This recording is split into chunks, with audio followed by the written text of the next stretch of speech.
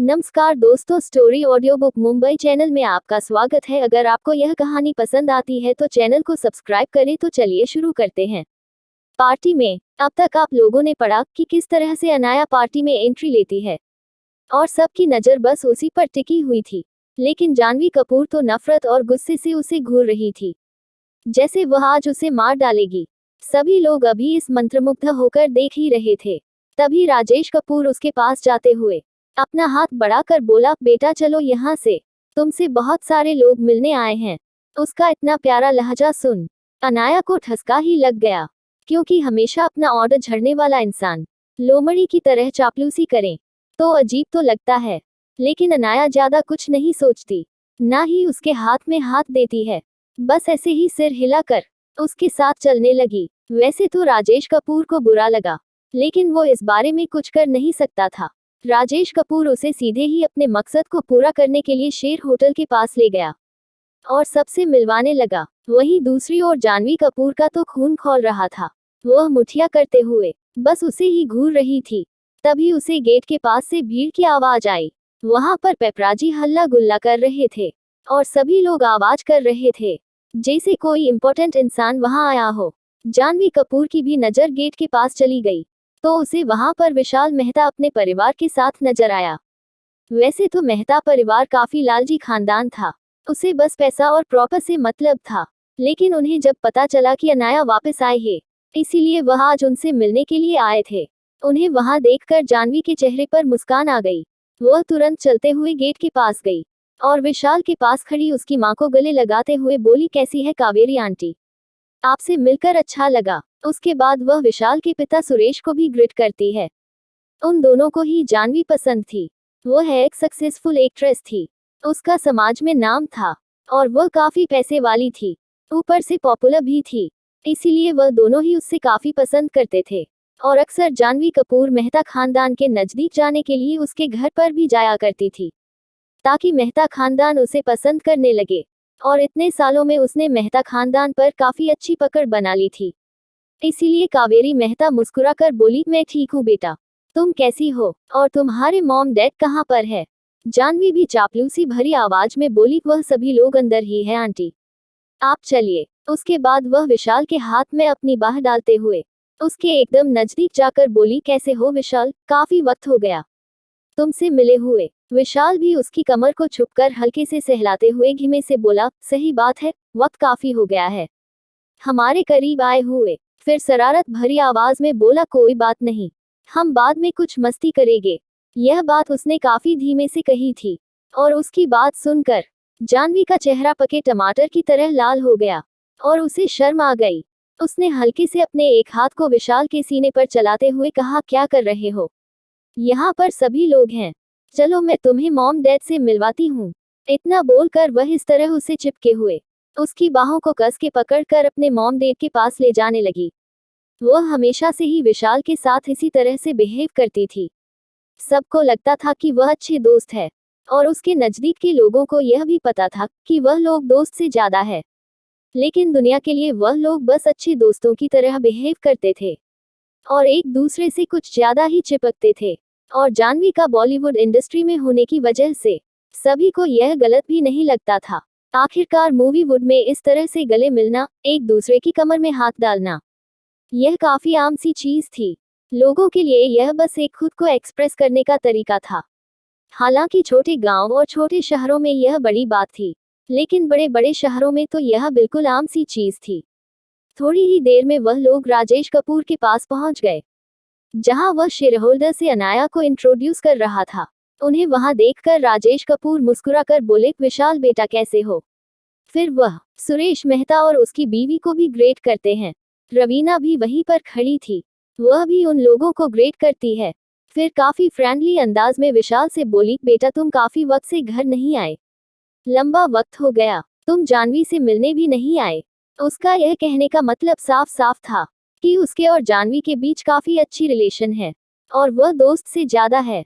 और यह बात उसने खास करके अनाया को सुनाने के लिए कही थी।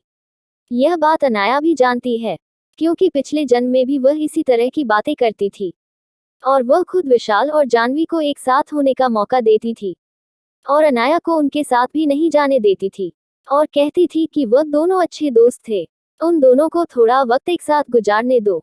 और वह लोग हमेशा नाइट आउट करने के लिए या फिर बाहर घूमने के लिए चले जाते थे।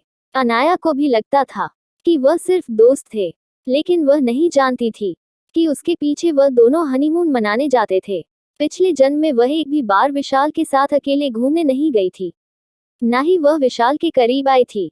लेकिन उसे बाद में पता चला था कि जानवी और विशाल तकरीबन हर रात साथ गुजारते थे, और अगर रात भी साथ में नहीं गुजारते थे तो दिन में कहीं ना कहीं एक बार इंटीमेट जरूर होते थे, जैसे यह उनके दिन की एक आम सी चीज हो। और एक दूसरे के साथ वक्त गुजारना, रात बितानी और एक दूसरे को सेटिस्फाई करना उन दोनों के लिए मामूली सी बात हो। यही सोचते हुए वह होश में आई और अपने तीखी नजरों से रवीना कपूर को घूमती है, जैसे कह रही हो, इस जन्म में उन सभी घटिया चालों से उसे कोई फर्क नहीं पड़ता है, क्योंकि इस जन्म में उसके पास उसका लॉयल हस्बैंड और उसका प्यार हर्षवर्धन था, जिसके आगे इस विशाल की कोई औकात नहीं है। लेकिन वह कुछ बोलती नहीं है।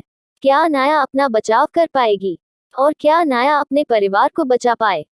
पार्टी हॉल में अब तक आप लोगों ने पढ़ा कि किस तरह से विशाल और उसका परिवार सबसे मिलता है, और रवीना कपूर अनाया को दिखाने के लिए जानवी और विशाल के रिश्ते को काफी अलग तरह से प्रेजेंट करती है। तभी विशाल की मां की नजरें भी अनाया के ओर जाती है, और एक नजर देखते ही उसकी आंखें बड़ी हो जाती है, क्योंकि अनाया काफी एलिगेट लग रही थी। तभी उसे इस तरह से अनाया की ओर मंत्र मुग्ध होता देख जानवी का मुंह बिगड़ गया। लेकिन रवीना कपूर कुछ कम नहीं थी। वह थोड़ी उदास आवाज में बोली, कावेरी जी, इनसे मिलो, यह हमारी बेटी है अनाया, जो कुछ वक्त पहले ही यहाँ आए हैं। उसकी बीमारी की वजह से हमें उसे गांव में छोड़ना पड़ा था। उसका इलाज के लिए कुछ वक्त पहले ही मेरे हस्बैंड इसे वापस लाए हैं। यह कहने का उसका तात्पर्य साफ साफ था कि अनाया बस किसी गांव की गवार है, उसे कुछ आता जाता नहीं है। वही उसके कहने की बात मेहता परिवार भी समझ गया, तो उसके चेहरे के रंग तुरंत बदल गई है, क्योंकि मेहता परिवार किसी ऐसे इंसान को अपने नजदीक नहीं रखना चाहता था जो कोई मजाक का पात्र हो, और उनके हिसाब से अनाया अभी एक मजाक का पात्र लग रहे थे। लेकिन अनाया को इस बात से कोई फर्क नहीं पड़ता। वह तो मेहता परिवार को ग्रिट करने की जहमत भी नहीं उठाती। उस बात का फायदा उठाते हुए जानवी अनाया को घूरते हुए बोली, अनाया, कावेरी आंटी को ग्रिट करो, वह तुमसे बड़ी है, तुम्हें इतनी भी मैनर्स नहीं है। वही यह सुनकर अनाया की आंखें छोटी हो जाती है, और वह थोड़ी कड़क आवाज में बोली, मिस जानवी, शायद आपको कोई गलतफहमी हो रही है। मैं भी नहीं जानती, और अभी अभी मिस रवीना ने मुझे जिस तरह से इंट्रोड्यूस किया, मुझे नहीं लगता कि अब मुझे किसी को ग्रिट करने की जरूरत भी है। वहीं अनाया के मुंह से मां की जगह मिस रवीना सुनकर कावेरी मेहता की भौहें चढ़ जाती है। उसे लग रहा था कि उसके सामने खड़ी हुई लड़की कुछ अलग है, उसमें कुछ अलग बात है। वह लोमड़ियों का परिवार था। वह लोगों की एटीट्यूड और उसकी बिहेवियर से लोगों को जज करता था। वह समझ गए थे कि जरूर अनाया और उसके परिवार के बीच कुछ कॉम्प्लिकेशन है, और जितना दिख रहा है यह परिवार इतना भी सीधा नहीं है। इसीलिए कावेरी मेहता आगे से बोली, खेलो अनाया, तुम मुझे नहीं जानती, लेकिन हम तुम्हें जानते हैं। मैं तुम्हारी माँ की बहुत अच्छी दोस्त थी। मैं और गीता ने बहुत अच्छा वक्त एक साथ गुजारा था।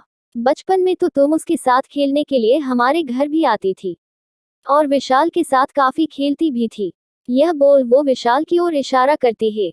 अनाया, जिसका खून अंदर से खोल रहा था, क्योंकि पहली बार विशाल मेहता को अपनी आंखों के सामने देख उसे पुरानी सारी चीज याद आने लगती है कि किस तरह से पिछले जन्म में इस घटिया आदमी ने उसे चीट किया था, और उसके पीछे उसकी सौतेली बहन के साथ रातें बीताता था जैसे यह आम सी बात हो, और खुद सबके सामने उसकी इंसल्ट करता था, यहाँ तक कि धीमे धीमे करके उसने उसे मार ही दिया।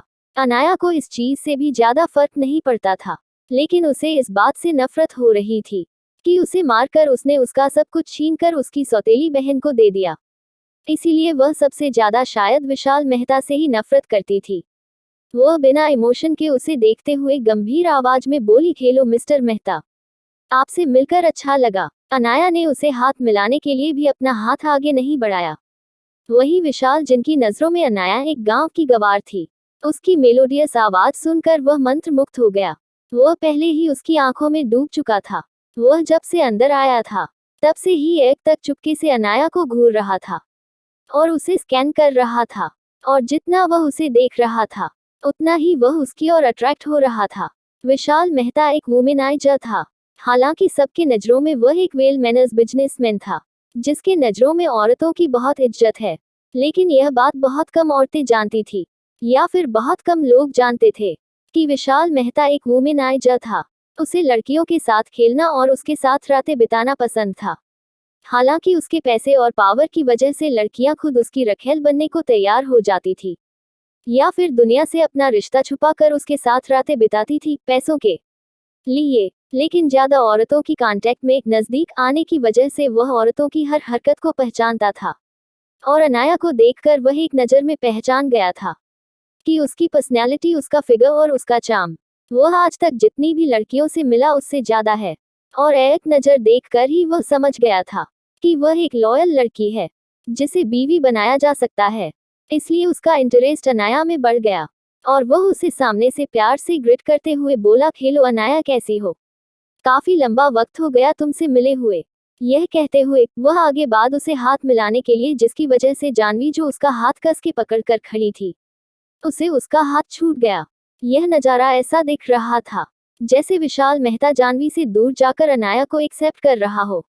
और यह चीज जानवी का खून खोलने के लिए काफी थी। अनाया, जिसने जानवी के एक्सप्रेशन पहले ही नोटिस कर लिया था, वह जानवी को और जलाने के लिए विशाल मेहता से हाथ मिला लेती है। पहले वह मिलना नहीं चाहती थी, लेकिन फिर उसने जानवी के चेहरे के उड़े हुए रंग देखकर उसके मजे लेने के बारे में सोचा, और विशाल मेहता की नजदीक गई। दूसरी ओर यह चीज रवीना कपूर ने भी नोटिस किया, और उसका खून तो उसकी बेटी से भी ज्यादा खोल गया, क्योंकि उसका मानना था कि मेहता खानदान की प्रॉपर्टी और विशाल मेहता उसकी बेटी का है। अनाया उसके काबिल नहीं है कि उसे कुछ अच्छा मिले। क्या करेगी जानवी अनाया को विशाल से दूर लाने के लिए? और कैसी होगी मेहता परिवार और अनाया की मुलाकात पार्टी हॉल में? अब तक आप लोगों ने पढ़ा कि विशाल मेहता अनाया की ओर अट्रैक्ट होता है, और यह देखकर उन सौतेली माँ बेटी के चेहरे के रंग उड़ जाते हैं। जानवी जो गुस्से से कुछ कहने ही वाली थी, उससे पहले ही रवीना कपूर एक अच्छी माँ बनने की एक्टिंग करते हुए अनाया से बोली, अनाया, सबके सामने ऐसे दूसरों से चिपकते नहीं है। Behave yourself. तुम हमारी नाक कटवाओगी सबके सामने। वहीं आसपास जो लोग खड़े थे, वह भी उसकी बात सुनकर अनाया को घिन भरी नजरों से देखने लगे, जैसे अनाया कोई ऐसी लड़की हो जो हर किसी के नजदीक चली जाती हो, उसके लिए हर मर्द एक जैसा हो। वही अपने कैरेक्टर पर सवाल उठता सुन अनाया, जो अब तक सिर्फ खेलना चाहती थी, उसका खून खौल गया, और वह थोड़ी कड़क और भारी आवाज में बोली, मिस रवीना, अच्छा होगा कि यह मैनर्स आप अपनी बेटी जानवी को सिखाए, जो कब से किसी गम की तरह मिस्टर मेहता से चिपक रही थी। और आप शायद भूल रहे हैं, मैं मिस्टर मेहता के पास नहीं गई थी। मिस्टर मेहता मुझसे हैंडशेक करने आए थे, और यह एक बुनियादी शिष्टाचार है कि कोई आपको ग्रीट करे तो आप उनकी ग्रीटिंग का जवाब दे, ना कि उनसे दूर खड़ा रहे। शायद यह चीज हर कोई जानता है। यह चीज अनाया ने थोड़ी भारी आवाज में और उसे स्वर में कही थी, जिसकी वजह से आसपास जो उसे नीची नजरों से देख रहे थे, उसकी कानों में भी यह आवाज गई। उन्हें भी याद आया कि कब से जानवी कपूर किसी गम की तरह विशाल मेहता से चिपकी हुई थी। तब तो रवीना कपूर ने कुछ नहीं बोला, और अनाया ने सिर्फ हाथ मिलाया था। तभी वह इस तरह से बात करने लगी जैसे अनाया ने पता नहीं कौन सा गुनाह कर दिया हो। सभी ने यह भी देखा था कि अनाया ने तो हाथ में भी दस्ताने पहने हैं। अब सबको रवीना का दोगला चेहरा नजर आने लगा था। अब वह लोग अनाया को छोड़कर रवीना को घटिया कह रहे थे, और उसके साथ साथ जानवी को भी कैरेक्टरलेस कहने लगे थे। हालांकि उनकी बातें धीमी और छोटे छोटे ग्रुप में थी, लेकिन धीमे धीमे करके आसपास सभी मेहमानों ने यह सब कुछ सुन लिया था। वह लोग समझ गए थे कि रवीना कपूर जितनी दिखती है, इतनी सीधी शादी नहीं है। वही अपनी बेइज्जती और इतने सालों से कमाए अपनी इज्जत को इस तरह से पानी में मिलता देख रवीना कपूर की मुठिया कस गई। राजेश कपूर भी अपनी बीवी की बेवकूफों पर दांत पीसना चाहता था, क्योंकि जब हमारे घर शीशे के हो तो दूसरों पर पत्थर नहीं फेंकने चाहिए। यह कहावत इस वक्त रवीना कपूर पर परफेक्टली फिट बढ़ती थी। वही विशाल मेहता को भी गुस्सा आया। वह थोड़ी गुस्सैल आवाज में बोला, रवीना आंटी, आपको नहीं लगता कि आपको कुछ ज्यादा ही गलतफहमी हो रही है? विशाल मेहता को नाराज होता देख रवीना को भी लगने लगा कहीं वह उसकी बेटी से दूर न चला जाए। इसीलिए वह चापलूस भरी आवाज में बोली, ऐसा कुछ नहीं है विशाल बेटा, मैं तो बस उसे मैनर्स सिखा रही थी। वह गांव में पली बड़ी है और अभी अभी परिवार में आए है, इसीलिए मैं बस उसे बता रही थी कि उसे लोगों से किस तरह से मिलना है। तभी एक शेयर होल्डर जो थोड़ी ही दूर खड़ा था, वह व्यंग भरी भारी हंसी हंसते हुए बोला, क्या बात है मिस्टर कपूर, आपकी बीवी कुछ ज्यादा ही लोगों को मैनर्स सिखाने में अच्छी है। मुझे तो लगता है उसे आपकी बड़ी बेटी को मैनर्स सिखाने चाहिए। आखिरकार इतने प्रेस्टिजियस परिवार में होने के बाद भी वो हर किसी से चिपकती रहती है, जबकि आपकी दूसरी बेटी अभी अभी गांव से आई है, लेकिन उसमें भी ज्यादा मैनर्स है। उसने पार्टी में किसी के भी नजदीक जाने की कोशिश नहीं की, ना ही किसी से हाथ मिलाया। फिर भी आपकी बीवी उसे मैनर्स सिखा रही है। कहीं ऐसा तो नहीं कि आपकी बीवी अपनी सौतेली बेटी से नफरत करती है और आप जो दुनिया के सामने एक अच्छे माँ बाप होने का दिखावा करते हैं, वह सब एक झूठ है। वही उसकी बात सुनकर उन दोनों के ही चेहरे का रंग उठ गया। वह उनकी कंपनी का मेजर सेल होल्डर था और गीता कपूर का सबसे लॉयल बिजनेस पार्टनर भी। वह उनके खिलाफ नहीं जा सकते थे, क्योंकि इस वक्त कंपनी में सबसे बड़ी इन्वेस्टमेंट उनकी ही थी। और अगर ऐसा नहीं भी होता तो उनकी कंपनी कपूर खानदान से बहुत बड़ी थी। वह उनका कुछ उखाड़ नहीं सकता था। वह जो चाहे वह कह सकता था। इतनी छोटी सी पार्टी में उनका आना भी एक बहुत बड़ी बात थी, और उनका आना सिर्फ अनाया की वजह से पॉसिबल था, वरना इतने सालों में कंपनी के सारे अफेयर्स बस उनका छोटा सा एम्प्लॉय कर्मचारी ही देखने आता था, क्योंकि उनके हिसाब से इतनी छोटी सी इन्वेस्टमेंट के लिए उनको खुद आने की जरूरत नहीं थी। लेकिन अनाया की वापसी ने उन्हें उनसे मिलने के लिए प्रेरित किया, इसीलिए वह इस पार्टी में आए थे। लेकिन रवीना कपूर की दोगली बातें सुनकर उनसे रहा नहीं गया और उन्हें सबके सामने उसकी पोल खोल दी। रवीना कपूर के चेहरे के भी रंग उड़ चुके थे। वह माफी मांगते हुए बोली, नहीं मिस्टर सिधानिया, आपको कोई गलतफहमी हो रही है। मैं तो बस अपनी बेटी को कुछ बातें सिखा रही थी। आपको गलत। अभी वह आगे कुछ बोलती, उससे पहले ही मिस्टर सिंघानिया अपनी 2 उंगली आगे करके उसे चुप करवा देते हैं और थोड़ी गंभीर और डिप आवाज में बोले, मिसेस कपूर, बेवकूफ बच्चों को बोलना ना, मुझे नहीं। यह सफेद बाल ऐसे ही नहीं हुए हैं। हर रोज 36 को घुमाता हूँ, तब जाकर यह बाल पके हैं। लोगों को एक नजर देखकर ही पता कर लेता हूँ कि सामने वाला कितने पानी में है। वह मुझे पता चल जाता है, इसलिए बहाना बनाना बंद कीजिए। तभी एक महिला आगे आते हुए बोली, आप बिल्कुल सही बोल रहे हैं मिस्टर सिधानिया। फिर वो रवीना को घूरते हुए बोली, तुम कह रही हो कि अनाया गांव से आई है और उसमें मैनर्स नहीं है, लेकिन तुम जरा उसे गौर से देख। उसके कपड़े से लेकर उसके बिहेवियर किसी राजकुमारी की तरह है। फिर अपनी बड़ी बेटी जानवी को देख, क्या तुम्हें उसके कपड़े कहीं से भी डिसेंट लग रहे हैं? उसके कपड़े तो किसी बार गर्ल लड़की तरह नजर आते हैं। तुम पूरी पारी में ही नजर दर लो, अनाया जितना अच्छा कोई नहीं नजर आएगा। वही उसकी बात सुन जानवी के अंजर की नफरत आसमान छू रही थी। किसी ने उसे बार गर्ल कह दिया था, भला वो इस चीज को कैसे बर्दाश्त कर सकती थी? दूसरी ओर राजेश कपूर और रवीना का चेहरा तो कला पत गया था, क्योंकि उस औरत की बातें सुन आसपास के लोग बातें बनाने लगे थे। और आदमी बोला, कितने घटिया लोग हैं। तभी एक और औरत बोली, सच में अनाया किसी राजकुमारी से कम नहीं है। उसके सामने जानवी किसी बाजारू लड़की लगती है। सबकी बातें सुन जानवी की आंखें नम हो गई थी। इतने सालों में किसी ने भी उसे इतने घटिया कमेंट नहीं किए थे। आज पहली बार था जो कोई उसे इतनी नीची नजरों से देख रहा था। दूसरी ओर मिस्टर सिधानिया यह सब सुन अनाया के पास जाते हैं और प्यार से उसके सिर पर हाथ फिराते हुए बोले, बेटा, इतने साल तो मैं तुम्हारे लिए कुछ नहीं कर पाया, लेकिन आगे तुम्हें जब भी मेरी जरूरत पड़े तुम मुझे कांटेक्ट कर सकती हो। इतना बोलकर वह कार्ड निकाल कर उसे देते हुए बोले, यह मेरा पर्सनल कांटेक्ट नंबर है, तुम मुझे सिंघानिया दादाजी कह सकती हो। वैसे तो मैं और तुम्हारे माँ बहुत अच्छे बिजनेस पार्टनर थे, लेकिन वह मुझे अपने पिता की तरह मानती थी। इस हिसाब से तुम मेरी नातिन हुई। कभी भी खुद को अकेला मत समझना, और जब भी जरूरत पड़े तुम बस मुझे इन्फॉर्म कर देना। मैं तुम्हारी हर तरह से मदद करूंगा। अनाया अभी बस ग्रेटफुल नजरों से अपनी पलकें झुका देती है। हालांकि मास्क की वजह से उसके एक्सप्रेशन नहीं दिख रहे थे, लेकिन उसके चेहरे पर आए वह कोमल भाव मिस्टर सिंघानिया महसूस कर लेते हैं। कैसे लेगी अपनी बहती का बदला जानवी कपूर, और क्या रवीना कपूर अपनी इमेज बचा पाएगी? पार्टी हॉल में अब तक आप लोगों ने पढ़ा कि कपूर खानदान के सबसे बड़े share holder mister Singhania Anaya को अपनी नातिन की तरह ट्रीट करते हैं। वो उसे बहुत अच्छे से ग्रेट करते हैं और सबके सामने राजेश कपूर और रवीना कपूर को सुना देते हैं, जिसकी वजह से अनाया की उनकी रिस्पेक्ट करती है। वो समझ गई कि यह उसकी माँ के काफी अच्छे दोस्त रहे होंगे और वह अपनी माँ की हर याद और हर रिश्ते को संजो को रखना चाहती थी। इसीलिए वह जो अपने बाप को भी ढंग से बात नहीं करती थी, वह काफी विनम्र भाव से अपना हल्का सा सर झुकाकर मिस्टर सिंघानिया को ग्रेट करते हुए बोली, आप चिंता मत कीजिए सिंघानिया दादाजी, मुझे जरूरत होगी तो मैं आपको जरूर बताऊंगी। वही यह नजारा देखकर राजेश कपूर की मुठिया गुस्से से कस गई। उसने कितने सालों मेहनत की थी कि वो मिस्टर सिंघानिया के नजदीक चला जाए और उसके रिश्ते उससे अच्छे हो जाए, तो वह कपूर इंडस्ट्री को बिना किसी परेशानी की अपने अंडर कर सकता है।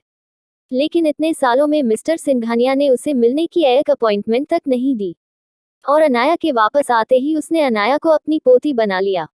एक पल के लिए तो उसके दिल में नफरत की आग लग गई। दूसरी ओर उसे भी ज्यादा नफरत जानवी कपूर को हो रही थी। उसने कई बार कंपनी के अफेयर्स में अपनी राय रखने की कोशिश की और कंपनी में शामिल होने की कोशिश की, पर हर बार उसे किसी ने एक्सेप्ट नहीं किया। और अनाया बस अभी अभी आई है। वो तो ज्यादा पढ़ी लिखी भी नहीं है, ना ही उसके पास कोई खास टैलेंट है, लेकिन फिर भी कंपनी का हर इंसान उसे इतने अच्छे से ग्रिट करता है। वह अंदर से नफरत से जल गई। वह दांत पीसते हुए बोली, बस कुछ ही घंटे, उसके बाद सब कुछ मेरा हो जाएगा। तुम्हें जितना उछालना है उतना उछल लो। अभी वह यही सोच रही थी, तभी वहां पर मिस्टर कपूर का लॉयर आया और सर झुकाकर राजेश कपूर को ग्रिट करते हुए बोला, बहुत सारी तैयारी हो गई है। यह सुनकर राजेश कपूर, जो नफरत से अनाया को घूर रहा था, उसके चेहरे पर शैतानी भाव आ गए और वह स्टेज की ओर जाते हुए मुस्कुराकर बोला, ठीक है, वह कागज मुझे दो। फिर स्टेज के पास जाकर अनाउंस करते हुए बोला, पार्टी में आने के लिए सभी मेहमानों का शुक्रिया। यह पार्टी स्पेशली मेरी बेटी के वापस आने की वजह से रखी गई है और उससे भी ज्यादा मेरी बेटी अपने कुछ से ट्रांसफर कर रही है कंपनी के हालात को ठीक करने के लिए, क्योंकि हम कंपनी के कुछ शेयर्स को मार्केट में निकाल रहे हैं, जिसकी ट्रांसफर पेपर पर सिग्नेचर करने के लिए पार्टी रखी गई है। यह सुनकर वहां बैठे हुए कुछ शेयर होल्डर, जो स्पेशली अनाया से मिलने के लिए आए थे, उनकी मुठिया कस गई। आखिरकार वह समझ गए थे कि राजेश कपूर की चाल क्या है। तभी राजेश कपूर सबकी ओर देखकर बोला, अनाया बेटा, स्टेज पर आकर पेपर्स पर साइन करो ताकि हम आगे की प्रक्रिया शुरू कर सके। वही यह सुनकर अनाया, जो वहां पर खड़ी हुई यह सब कुछ सुन रही थी, वह मन ही मन हंसते हुए बोली, उछल लो, जितना उछलना है उतना, बहुत जल्द तुम जमीन पर पटकने वाले हो। इतना बोलकर वह स्टेज पर जाती है। उसे जाता देख दो शेयर होल्डर खड़े होते हुए अनाया को रोकते हुए बोले, बेटा मत जाओ, अगर तुम शेयर्स दे दोगी तो तुम्हारे पास कंपनी का पावर नहीं रहेगा। अनाया उनके काइंड जेस्चर को देखकर मुस्कुराते हुए बोली, आप चिंता मत कीजिए, आपको मुझ पर यकीन नहीं, लेकिन मेरी माँ की मैनेजमेंट पर तो यकीन होना चाहिए। यह सुनकर वह समझ गए कि जरूर बात जितनी दिख रही है इतनी सिंपल नहीं है, और फिर वह सबके सामने अनाया को ज्यादा फोर्स नहीं कर सकते थे, वरना उनकी रेपुटेशन खराब हो सकती थी। इसीलिए वह उसे स्टेज पर जाने देते हैं। लेकिन उनके दिल में अनाया के लिए अभी भी दर्द हो रहा था कि राजेश कपूर कैसे अपनी ही बेटी का फायदा उठा रहा है। दूसरी ओर अनाया स्टेज पर जाती है और एक नजर उन पेपर पर डालती है, और जैसा उसे शक था, उन पेपर में अनाया के सभी से ट्रांसफर हो रहे थे। उसे गुस्सा आया, लेकिन फिर भी वो सबके सामने उन पेपर्स पर साइन करती है। जैसे ही साइन होते हैं, वहां पर कई सारे लोगों के चेहरे उतर जाते हैं, लेकिन कुछ लोग ऐसे भी थे जिनके चेहरे पर मुस्कान आ गई थी, और वह थे कपूर खानदान के लोग, क्योंकि राजेश कपूर को लग रहा था कि अब सारी चीज उसके हाथ में आ जाएगी। वही रवीना कपूर और जानवी कपूर तो अपने ही ख्यालों में डूबी हुई थी। उनके हिसाब से तो अब अनाया की जरूरत ही नहीं थी, कंपनी उनके हाथ में आ गई थी, तो सब कुछ अब उनका ही था। जानवी कपूर तो अब अनाया को रास्ते से हटाने की प्लानिंग भी सोचने लगी थी कि वह किस तरह से अनाया को नीचा दिखाकर रास्ते से हटा सकती है। वही सिग्नेचर होने के बाद पार्टी में सभी लोग अपने में गुम थे। अनाया उस स्टेज से नीचे उतर गई थी। तभी एक शेयर होल्डर राजेश कपूर के पास आते हुए बोला, मिस्टर कपूर, कहाँ है आपकी बेटी? हम उनसे मिले नहीं हैं। दरअसल वह अभी अभी पार्टी में आया था, इसलिए उससे पहले क्या हुआ वो उसे पता नहीं था। अभी राजेश कपूर कुछ बोलता, उसे पहले रवीना जानवी के साथ आते हुए थोड़ा गंभीर होकर बोली, उससे मिलने की जरूरत नहीं है, वह इधर उधर कहीं होगी, वैसे भी आप मेरी दूसरी बेटी से बात कीजिए। इतना बोलकर वह जानवी की ओर इशारा करती है। जानवी भी काफी चापलूस भरी नजर से उसे देखते हुए ग्रिट करती है और वो सर झुकाकर उन्हें ग्रिट करती है। उसके झुकते ही उसके क्लीवेज बाहर साफ साफ नजर आ रहे थे। दूर से देखने वालों को यही लग रहा था कि जानवी उसे सेड्यूस कर रही है। वैसे भी वह मिडिल एज थे और खुद को मेंटेन करने की वजह से वह अभी 40 साल के आसपास के नजर आते थे। यह नजारा थोड़ी दूर खड़ी हुई अनाया भी देख रही थी। वह धीमे से टैडी मुस्कान के साथ बोली, लगता है इन लोगों की फितरत तो कुछ ज्यादा ही जल्दी नजर आने लगी। पास खड़ी हुई सावित्री देवी थोड़ी परेशान और नफरत भरी आवाज में बोली, अनाया बिटिया तुमने यह क्या कर दिया? देखो तुम्हारे सिग्नेचर करते ही इन तीनों घटिया लोगों ने अपनी औकात दिखा दी। तुम्हारे उन्हें शेयर्स देने ही उन्होंने अपनी फितरत दिखा दी। यह सुनकर अनाया मुस्कुराकर बोली, सावित्री माँ चिंता मत कीजिए, कुछ नहीं होगा। लेकिन सावित्री देवी परेशान होकर बोली, बिटिया तुम समझ नहीं रहे हो, यह वेम्पायर की प्रजाति के लोग हैं, तुम्हें चूस चूस कर तुम्हारे पास से सब कुछ ले लेंगे और रत्ती भर अफसोस भी नहीं जताएंगे। उन्होंने बड़ी मैडम के साथ भी यही किया था। बड़ी मैडम भोली थी जो इन घटिया लोगों की चाल में फंस गई और उनकी मासूम शक्ल के पीछे के शैतान को नहीं देख पाई। फिर परेशान होकर बोली, बिटिया तुम तो समझो, मैं नहीं चाहती कि जिस तरह से बड़ी मैडम को इन लोगों ने धोखा दिया वह तुम्हारे साथ भी कुछ करे। यह कहते हुए उनकी आवाज में दर्द और पछतावा साफ साफ नजर आ रहा था। वही यह सब कुछ सुनकर अनाया को कुछ बुरा होने की आशंका हुई। क्यों सावित्री देवी इतनी परेशान है और क्या कोई बात वो छुपा रही है?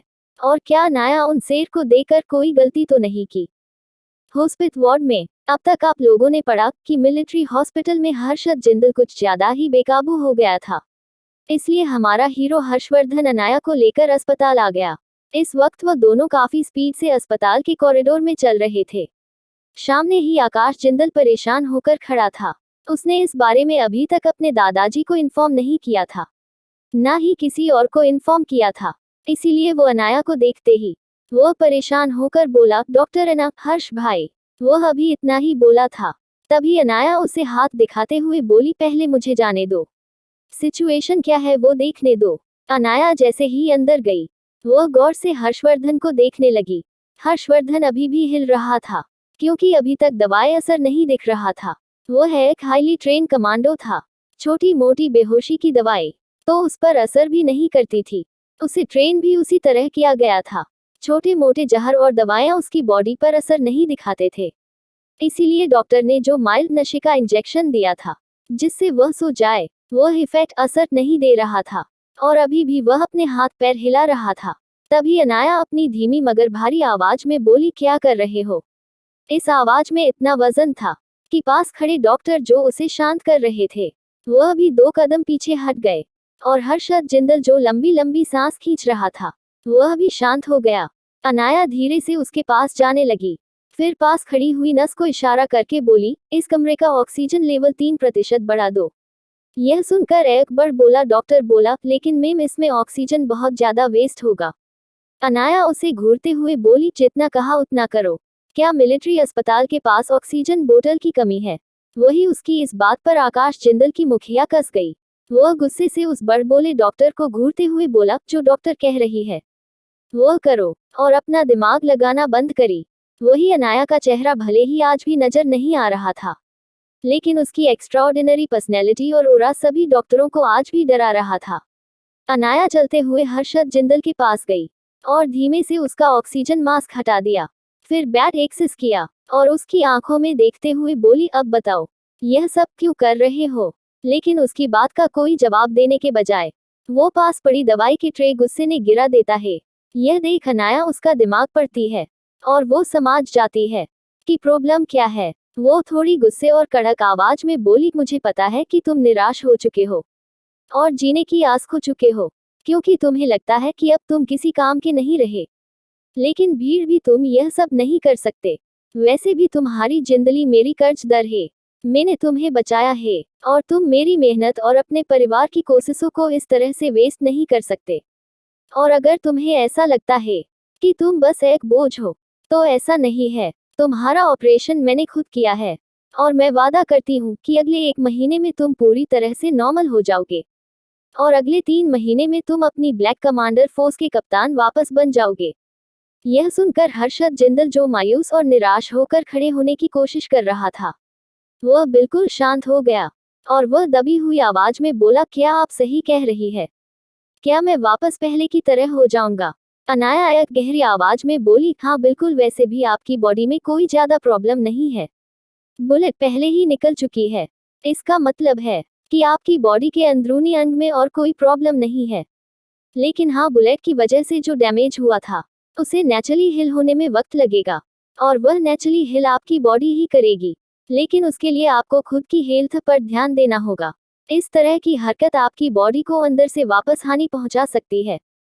यह सुनकर हर्षद जिंदल को अपनी की हुई हरकत पर शर्मिंदगी महसूस हुई।